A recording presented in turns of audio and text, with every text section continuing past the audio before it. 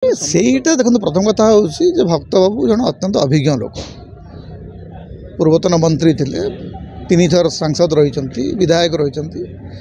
ଯେଉଁମାନଙ୍କୁ ନିଲମ୍ବିତ କରାଯାଇଛି ସମସ୍ତଙ୍କର ନିଲମ୍ବନ ଉଠାଇ ଦିଆଗଲା, ଏମିତି ଗୋଟେ ବିଜ୍ଞପ୍ତି ବାହାର କରାଯାଏ।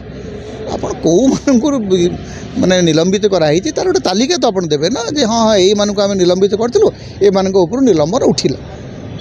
ଏମିତି ଗୋଟେ ସର୍ବକ୍ଷମା ଯୋଜନା, ଏଇଟା କ'ଣ ଗୋଟେ ମାନେ ପାନ ଦୋକାନରେ ଯେମିତି ଗୋଟେ କହିଯାଏ ଯେ ଆଜିଠୁ ସବୁ ଯାକ ଏଠି ମାଗଣା, ଏମିତି ହୁଏ ନାହିଁ। ଏଇଟା ଟିକେ ଏଇଟା କଂଗ୍ରେସ କର୍ମୀଙ୍କ ମନରେ ଗୋଟେ ଉତ୍ସାହ ନାଇଁ, କଂଗ୍ରେସ କର୍ମୀଙ୍କ ମନରେ ଉତ୍ସାହ ପାଇଁ ଯେଉଁମାନଙ୍କୁ ନିଲମ୍ବିତ କରାଯାଇଛି ସେମାନଙ୍କୁ ଫେରାଇ ଆଣିବା ଦରକାର।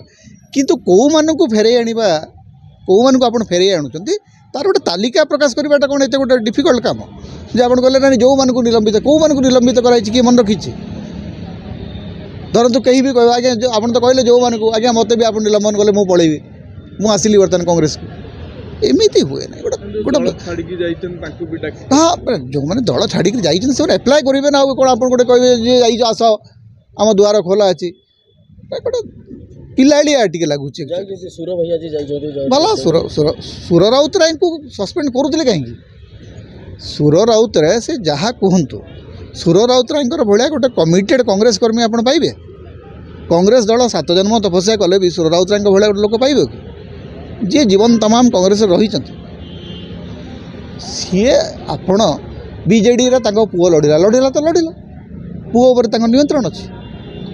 ପୁଅ ହେଉଛି ଗୋଟେ ସ୍ୱାଧୀନ ପିଲା, ସିଏ ବିଜେଡ଼ିକୁ ଗଲା, ଆଉ ଗୋଟେ ପୁଅ ତାଙ୍କର କଂଗ୍ରେସରେ ଅଛି, ତାଙ୍କର ଜୋଇଁ କଂଗ୍ରେସରେ ଅଛନ୍ତି।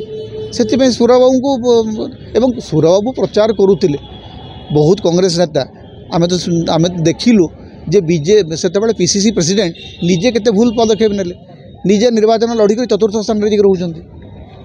କଂଗ୍ରେସ ବର୍ତ୍ତମାନ ସଂକଳ୍ପ ପଦଯାତ୍ରା 18ରୁ ଆରମ୍ଭ କରିବ। କଂଗ୍ରେସ ପାଇଁ କ'ଣ ଲାଗୁଛି କଂଗ୍ରେସ ପୁଣି ରିୟୁନାଇଟେଡ୍ ହେଇ? ଦେଖନ୍ତୁ, କଂଗ୍ରେସ ଯଦି ଆଗାମୀ 5 ବର୍ଷ କାମ କରିବ ତାହେଲେ କଂଗ୍ରେସର ଅଭ୍ୟୁଦୟ ନିଶ୍ଚୟ ଘଟିବ।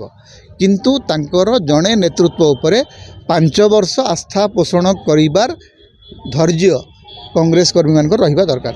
ଏ ଯେଉଁ ସାଙ୍ଗେ ସାଙ୍ଗେ ଯେଉଁଦିନ ସଭାପତି ନିର୍ବାଚନ ହୋଇଗଲା ତାପରେ ସମସ୍ତେ ଏକାଠି ହେଇକରି ଭୋଜି ଖାଇବେ, ତା ପରଦିନ ପୁଣି ପରସ୍ପର ବିରୋଧରେ ଯେ ଗପିବା ଆରମ୍ଭ କରିବେ, ତାହେଲେ ସେଇଟା ହେବ ନାହିଁ।